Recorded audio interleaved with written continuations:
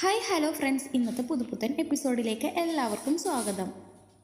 ആദ്യം തന്നെ കാണിക്കുന്നത് നമ്മുടെ നീതുവിൻ്റെ ചേട്ടൻ നടുറോട്ടിൽ വെച്ച് നമ്മുടെ നിധിയോട് മോശമായി പെരുമാറുന്നതാണ്. 5 ആണുങ്ങൾ ഉള്ള വീട്ടിൽ നീ ഒരു പെണ്ണെന്ന് പറഞ്ഞിട്ട് ആകെ കളിയാക്കിക്കൊണ്ട് നമ്മുടെ നിധിയോട് സംസാരിക്കുകയാണ്. അതിനുശേഷം നമ്മുടെ നിധിയാണെങ്കിൽ ആകെ അപ്സെറ്റായി നിൽക്കുന്നുണ്ട്.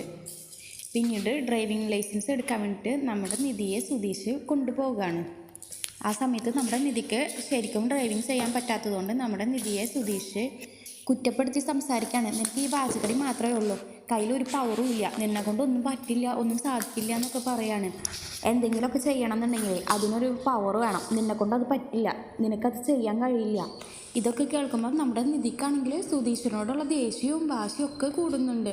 അങ്ങനെ ഞാൻ ചെയ്യും, നിങ്ങൾ കണ്ടോയെന്ന് പറഞ്ഞിട്ട് നമ്മുടെ നിധിയാണെങ്കിൽ നല്ല രീതിക്ക് തന്നെ അവിടെ വണ്ടി ഓടിപ്പിക്കുകയാണ്. അങ്ങനെ നമ്മുടെ നിധിക്ക് ലൈസൻസൊക്കെ കിട്ടുന്നുണ്ട്.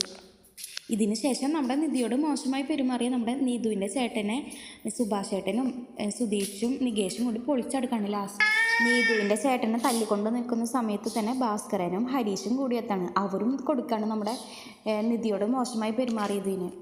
നിങ്ങൾക്ക് ഈ വീഡിയോ ഇഷ്ടപ്പെടുകയാണെങ്കിൽ ലൈക്ക് ആൻഡ് ഷെയർ ചെയ്യുക, കൂടെ സബ്സ്ക്രൈബും ചെയ്യുക. താങ്ക്